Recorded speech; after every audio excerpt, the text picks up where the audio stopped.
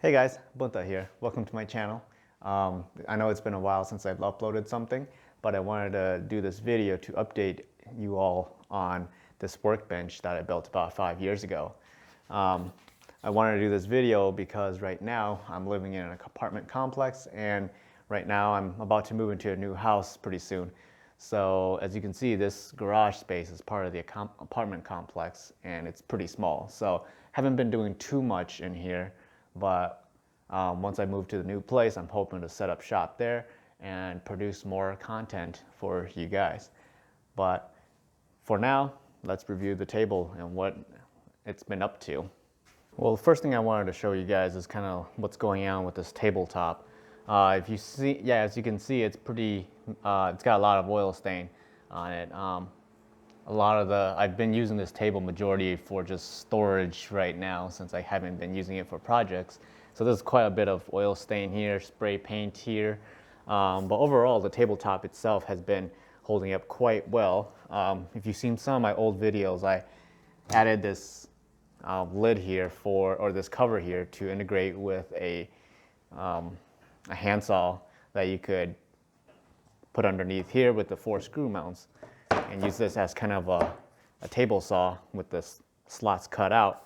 But I haven't been using this for that much, and there's a crack in this cover here. This cover is just acrylic, but not the best choice of material, but it worked for the time being. So this cover is going to have to go once I fix this up some more. Over the years that I've used this table, one improvement that I could recommend for this table is to actually make this ledge stick out a little bit further out. Throughout the years using this table, I find it that when you have a piece of wood right on the edge here and you try to clamp it down, there's not enough room to really do that much clamping. You get your clamp force that you need, but if you have a different, depending on the design of your project that you have or the type of wood that you're cutting, it might be kind of challenging on clamping this down. So that's one of the improvements that I would do for this table. Now, having this table for over 5 years and using it as kind of a storage mostly within that time frame, the tabletop has stayed relatively flat. It hasn't been deformed or anything like that. Now, one of the things you might notice is that I have a box sitting underneath my workbench. I don't have anywhere else to put this box, so what I did was I used 2 2x4s and just positioned the box underneath it. Now, for a longer term solution, and if you're planning to not collapse the table that often, you could utilize this empty space here as kind of a storage location, either temporarily by placing a panel or something underneath, or if you wanted to, built-in shelves. The hinges on the table has actually held up quite well, considering that I've been using it as storage. So there's been a lot of heavy stuff on top of this table for quite some time now. And there's been no deformation in the wood or no cracking and whatnot. And another thing is that I store a lot of stuff up on the rafters. And instead of using a ladder, I've been climbing on this table quite often, up and down. And till this day, still no cracks. Now, one of the things that could be considered as an improvement is to incorporate some sort of a power source. Currently, what I have is a switch here that turns on and off the saw for the table. On this side, I had the cord, and then which would connect to a little power strip here. Not the best way to do it, but that's what I had at the time. Now, the power strip has actually fell off, as you can see. This was actually Velcro tape, but an improvement would be to make it more of a long-term, safer solution. One of the things that worked quite well over the years is the way that I have this thing sitting on wheels. Right now, there's this 2x4 that actually folds inside the table. And there are two casters here. And the way that you would mount this solidly onto the ground is to actually lift it up and flip the wheels inside. Demonstration.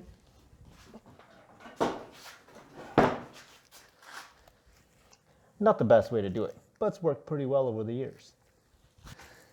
Now, one of the things that I really like about the table, still true to this very day, is the ability to collapse the table. I don't do that much anymore, especially living here. But when it comes time to moving, like I will be soon, having the ability to collapse a table is very useful.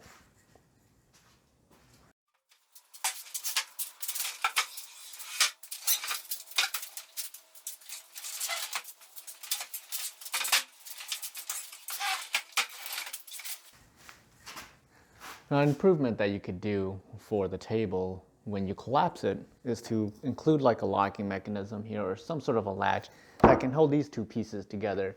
As of right now, it's kind of loose. This is just a coat hanger that I bent, kind of a crappy way to do it, but it worked for the time being. Kind of holds it in place, but for an actual improvement, I would say add one latch here and one latch below, and that should hold this table solidly together. Another thing that could probably be improved on is the way that these hinges work. As of right now, the hinges actually protrude out like this, which kind of increases the form factor a little bit and kind of gives this little awkward corner for the table to work around with. So I haven't found an exact way to, or a best way to go about that, but if you're okay with removing this tabletop portion completely, what you could do is just not have the hinge at all. And it'd be two separate tabletops or one single tabletop, which you remove and put that somewhere else, and you'll just have this bottom portion of the table just by itself. Well, those are just a few things that I've noticed about the table over the years. Some good things, some bad things, some improvements, things that could stay the same. So hopefully in the future I'm able to put this table to more of an abuse, and if that's the case and if anything else happens, I'll definitely add an update to that as well.